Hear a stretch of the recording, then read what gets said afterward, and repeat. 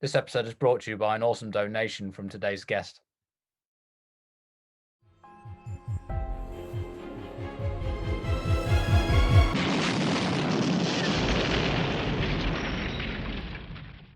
Hello there and welcome to Keep and Destroy. This is your host, Adam Luff. This is the Gerry Anderson podcast where I interview the fans and ask what 5 they would like to keep and what 5 they would like to destroy. And in this episode, I'll be interviewing Emma Whitehouse-Bird. Welcome to the show, Emma.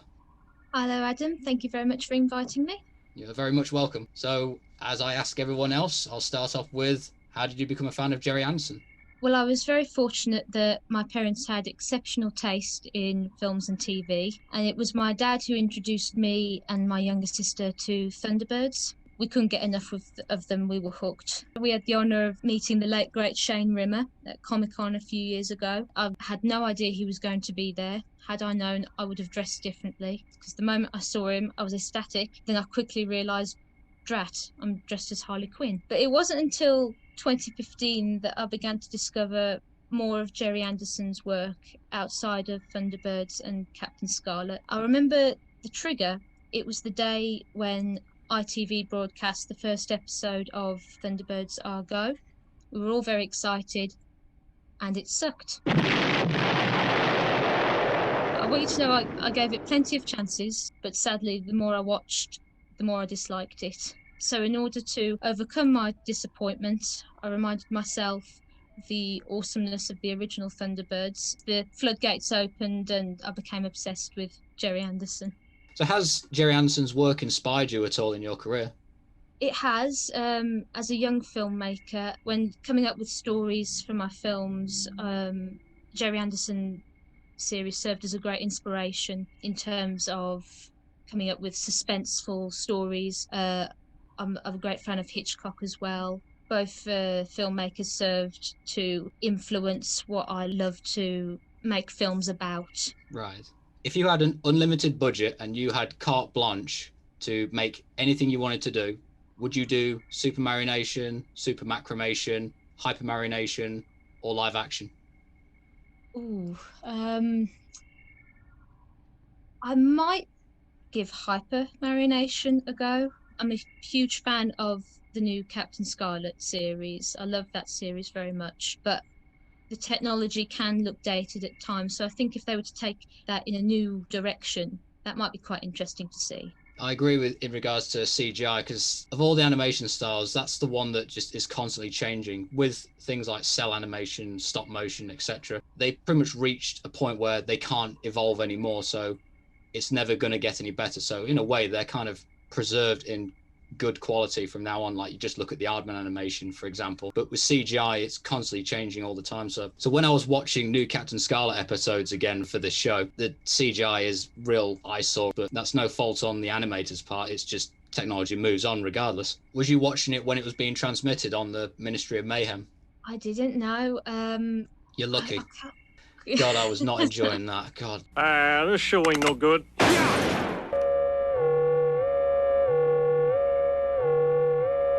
And with that, it's now time to begin the keep list. So what's the first thing that you want to keep, Emma? The first thing I want to keep is Thunderbirds, the Cham Cham. To quote from Ian Fryer's book, The Worlds of Gerry and Sylvia Anderson, if Trapped in the Sky represents the peak of Thunderbirds as a pure action-adventure format, the Cham Cham is the best representative of the series that Thunderbirds became during its 32-episode run. And I couldn't agree more with that.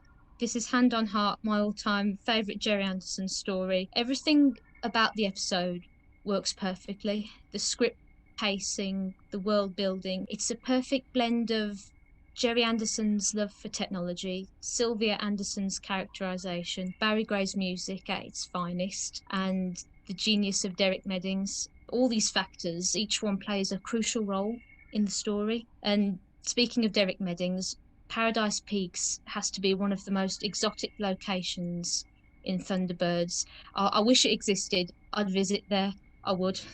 Yeah, you mentioned about Barry Gray's music. I mean, a lot of it was actually reused music from previous shows. Like, there was a lot of Supercar music and Stingray, I noticed, like Raptures of the Deep, for example. I personally don't like. It's one of my least favorites. I just don't like that fairy tale nauseating type of rubbish that you get in Disney films. So I was never a fan of that one, really. We also have Tintin being a little catty about Penelope's singing. Cheer up, Penelope. You'll be all right, provided they don't ask you to sing. What a bitch. But although to be fair, Sylvia Anderson was great, but I was never a fan of her singing. No. Not only did she sing in this episode, but when they released the albums, the audio adventures, there was one called FAB, which was later adapted into the Abominable Snowman for Thunderbirds 1965. In that audio, they had a segment where Penelope and Parker are singing about the Abominable Snowman. In the frozen Himalayas, in the land of mountaineers, the abominable snowman. But they vetoed it for the adaptation, thank God. And she also did Parker Well Done as well. Oh, Parker. Yes, milady. I think I'd like to take a little ride. And Parker. Yes, milady. Somewhere just... What in the name of thunder was that? Oh, Parker. Well done. Even as a kid, I used to hate listening to that, so I used to skip it on the CD. Again, the characterization, I like the little plants when Penelope mentions Parker's vertigo when he's rolling down in the snowball. Yes. And then he has to then get on top of the tram to get the cables to attach it to the tram. However, when he's coming down like Mary Poppins, I'm surprised that he looks so calm and still as he's coming down. You would have thought he'd be hanging on to it for dear life, panicking. Maybe he's just frozen with fear. In my humble opinion, this is what Thunderbirds Are Go and Thunderbird 6 were trying to be. Cham Cham, I think, feels more cinematic than both those films. I like the Thunderbird movies fine. They're flawed, but they're overall very good. The problem I have with them is that both plots could be the length of a standard Thunderbirds episode, and instead they're padded out with glamorous cinematic filler. But the Cham Cham is only 50 minutes long, and it proves to be just as visually stunning, more exciting, more focused, and more sophisticated, in my opinion, and an overall better representation of the awesomeness that is Thunderbirds.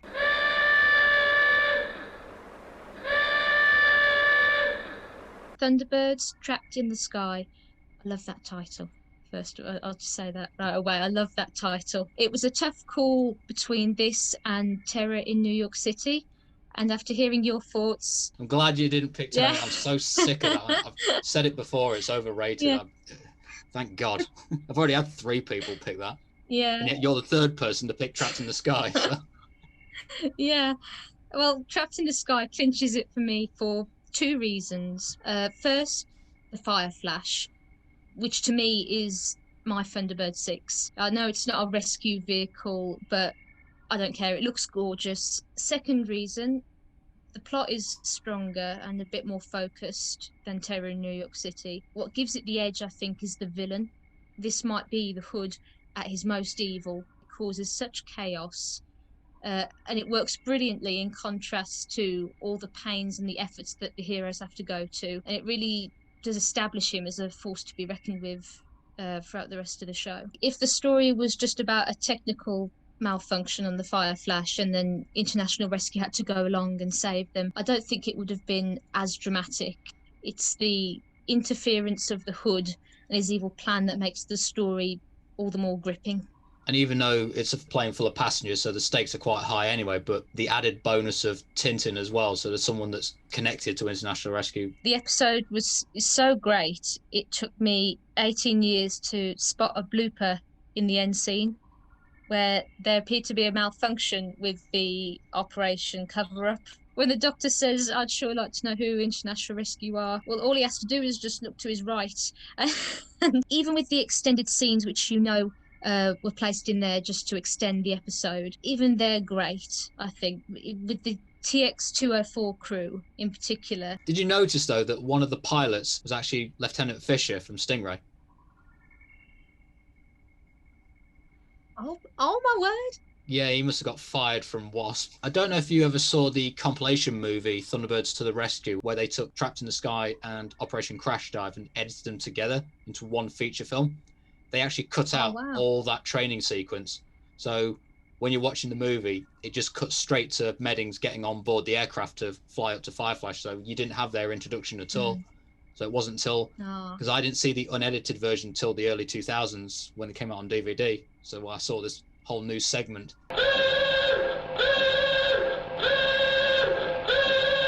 Thunderbirds, 30 Minutes Afternoon. A very unique and special episode, which, in my opinion, has one of the best, if not the best, opening sequence in all of Thunderbirds. It's like something out of a Hitchcock movie where the ordinary meets the extraordinary. You've got a everyday man driving home from work, picks up a hitchhiker who proceeds to strap a bracelet to his wrist, which turns out to be a bomb, and thus we get a very suspenseful ticking bomb sequence, which is just filled with so many Hitchcockian traits. What was that? The police become the enemy as they try to put up roadblocks. Casual spectators in the building over the road providing comic relief. The slow elevator, it's just that tremendous sense of urgency just continues throughout the whole story. And time also plays a key part in the story. Clocks, timers, bombs throughout the episode. I don't think the stakes have ever been higher for international rescue than in this episode. I know in The Man from MI5 and Perils of Penelope there's talk of wars and atomic weapons, but it's very specific in this episode. There are secret agents sitting on a bomb that could destroy half of England. I mean, that's something out of you expect to hear out of Captain Scarlett. With this being episode 18 in the production order, and then The Imposters is episode 19, I didn't like how the two puppets for Dempsey and Kenyon are the same puppets as the Imposters, and yet in this episode they both die, and in The Imposters they both survive. I know they're not technically the same characters, especially as they've got different voice actors as well. Although, funny enough, David Graham, who voices Kenyon in 30 Minutes Afternoon, he uses the exact same voice for Corella in The Imposters. But it's miles to the rendezvous point. We'll never have time to get back before these charges blow. Hey, they got us hemmed in, Jenkins. I don't know why Penelope gets, like, the final scene, because she didn't really do anything in the episode. I mean, it's the Tracy boys that save Sutton and get rid of the bomb and everything, and Parker's the one that's doing all the driving and the shooting, so what does she do? It's like, and yet she gets the final scene as if she made a big deal. I mean... Yeah. I know, Penelope. You just be what you are. A very beautiful lady. You didn't do anything! Next is Captain Scarlett's Winged Assassin, second episode just after Captain Scarlett has been freed from the Mystrons. And right from the start, it sets itself up to be one of the best and creepiest episodes of the series. In the opening, you see the attempted murder of the Director General. It's such a short scene, but it immediately pulls you in to the episode. It's very quiet, there's no dialogue, and straight away you're wondering, is the killer at the window a Mystron agent? Is he just a criminal? Cuts to the man lying in the bed, but it turns out he's awake. What the heck is happening? And then bang. He's paranoid. Yeah. Captain Grey saves him just in time. I love that decision. It could so have easily been Captain Blue or Scarlet. Captain Grey is just awesome. I'm not the first one to say that. He succeeds at every assignment he gets given. I think the other reason why I've chosen this episode is because it demonstrates that the Mystrons aren't really fighting a war. They're essentially just playing a game. Spectrum, aren't they? I mean, if their goal was victory, with their powers, they could win in the blink of an eye, couldn't they? Oh, yeah, definitely. And I do love it, though, how fans are so quick to point that out. Yeah, right. Why did the Mystrons always announce their plans, right? I mean, it's just crazy. Shut up, Stu. Why is that a point of criticism? I don't agree with that, because terrorists always announce their intentions, like if there's a hostage situation. A hostage has been killed, shot in the head. They announced they would kill one every hour from now on.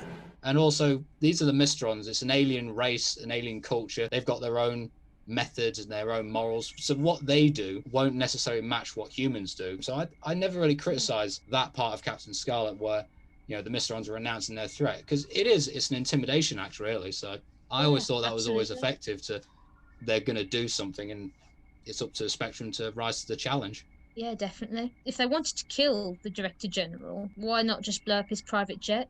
all about instilling fear.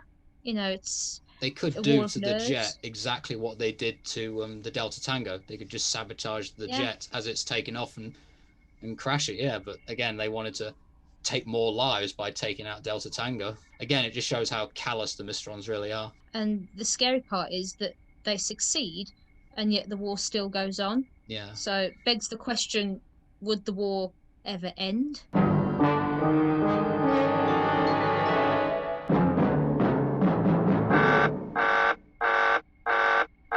Last one is UFO Survival, one of the most heart-wrenching episodes of UFO, in my opinion. It's a brilliant story and a rare occasion where you get to see the aliens showing compassion towards the heroes, only for it to all end tragically. What makes it stand out is that it focuses on one of the most poignant aspects of the show, the fact that the aliens are not altogether evil. Unlike the Mysterons, the alien race and UFO are really quite tragic figures, aren't they? Merely acting out of desperation. And they're made even more sympathetic when you see that Shadow can be just as ruthless in order to protect the Earth. And it's this similarity between the two warring sides which is at the heart of this episode, with Paul Foster and an alien stranded on the moon, far away from moon base, and they're both slowly running out of oxygen. I love how their conflict subsides as they both weaken and they begin to depend on the other to survive. Even though this movie came afterwards, it was made in 1985, but it's very similar to a movie called Enemy Mine. I remember during the opening sequence with Paul and his friend sitting in the moonbase lounge area, and the alien shoots the glass window, causing a pressure leak. And they've both got to hold their breath as they try to get out of the room before it's sealed shut. Once the scene had finished and the UFO titles came on the screen, I suddenly found myself gasping for air. All right. Because the scene had been so intense that I'd been holding my breath with them. Wow.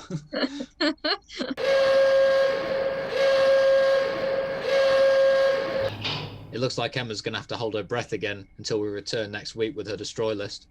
And of course, thank you very much for watching this video. Please give it a like and a share and a subscribe. Also, if you'd like to donate to the show, please go to Buy Me a Coffee or GoFundMe. The links are in the description. This is Adam Luff, signing out.